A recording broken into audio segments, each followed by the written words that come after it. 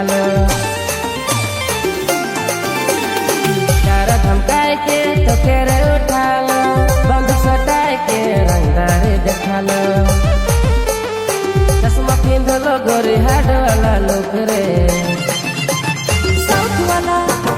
south वाला hero लागी सी राजा जी कमर में बंदूक राखी सी राजा जी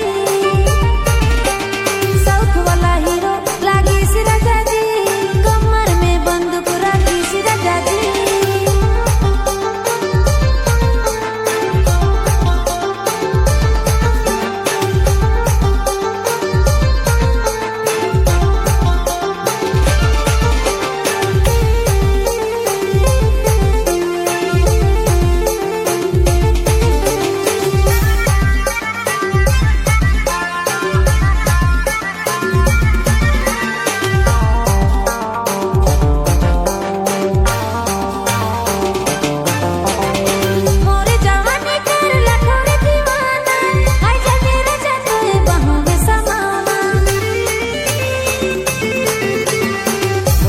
दिल तो के खोना देबे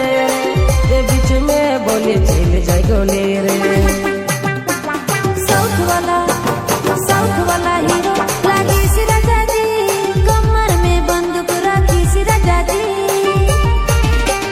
साउथ वाला हीरो लागी सी राजा जी कमर में बंदूक राखी सी राजा जी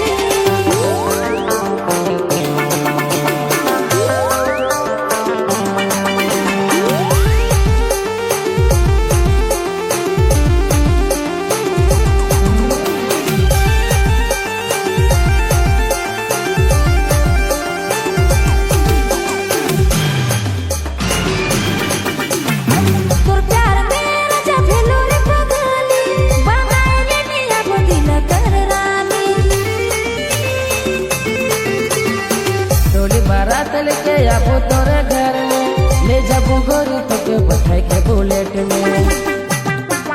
साउथ वाला हीरो लागी सी राजा जी कमर में बंदूक राखी सी राजा जी साउथ वाला हीरो लागी सी राजा जी